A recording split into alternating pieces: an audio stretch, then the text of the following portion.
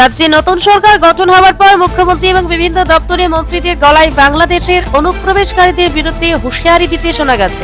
স্বয়ং মুখ্যমন্ত্রী জানিয়েছেন, বাংলাদেশের অনুপ্রবেশকারীদের আর গ্রেপ্তার করা হবে না।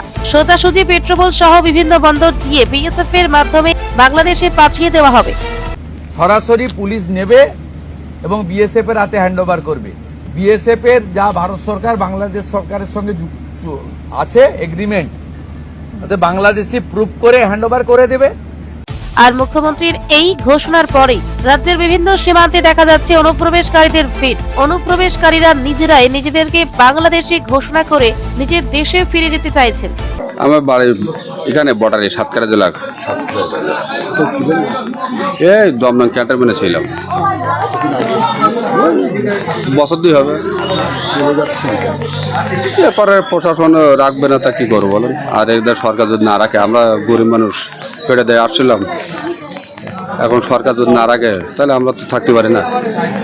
বিগত রাজ্য সরকারের সময় যেভাবে রাজ্যের বিভিন্ন জায়গা এক প্রকার বাংলাদেশি অনুপ্রবেশকারীদের দখলে চলে গিয়েছিল, নতুন সরকারের হুঁশিয়ারির পর উত্তর 24 পরগনা জেলার শরৎনগর থানার হাকিমপুর চেকপোস্টের বাইরে ভিড় জমাতে শুরু করেছেন বাংলাদেশ অনুপ্রবেশকারীরা। মুখ্যমন্ত্রী শুভেন্দু অধিকারী এদিন ঘোষণা করেছে, বাংলাদেশের অনুপ্রবেশকারীদের গ্রেফতার করে দেশের রাখা হবে না, সোজাসুজি বিএসএফ এর হাতে তুলে দেওয়া হবে এবং দুই দেশের মধ্যে যে চুক্তি আছে সেই চুক্তির ভিত্তিতে তাদেরকে বাংলাদেশে পাঠিয়ে দেওয়া হবে।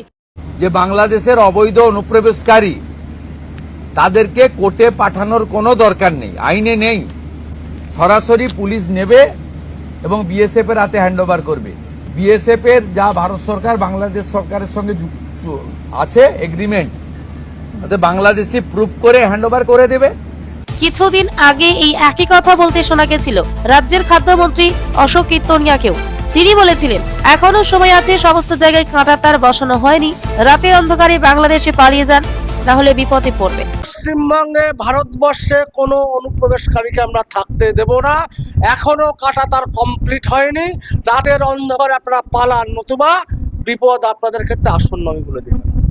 আর মন্ত্রীদের এইসব ঘোষণা শুনেই আতঙ্কিত বাংলাদেশ অনুপ্রবেশকারীরা। তারা নিজেরাই দাবি করছেন, কেউ 5 বছর, আবার কেউ 5 মাসে এদেশে অনুপ্রবেশ করেছেন। তারপর সেই সব সীমান্তবর্তী এলাকা থেকে ভারতীয় দালালের মাধ্যমে পৌঁছে গেছে রাজ্য ও দেশের বিভিন্ন এলাকাতে।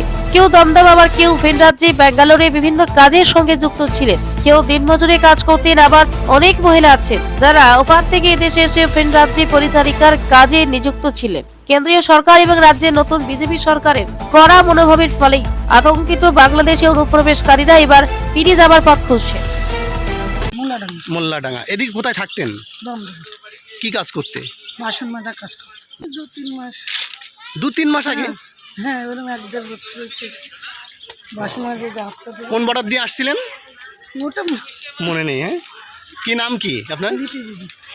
না, এখন এখানে আসছেন কি উদ্দেশ্যে? কি এখন স্যার আমাদের থাকতে দিচ্ছে না, আমরা চলে এসেছি। আচ্ছা, কি বাংলাদেশে চলে যাবেন? বিএসএফ এর কাছে স্যালেন্ডার করতে আসছেন?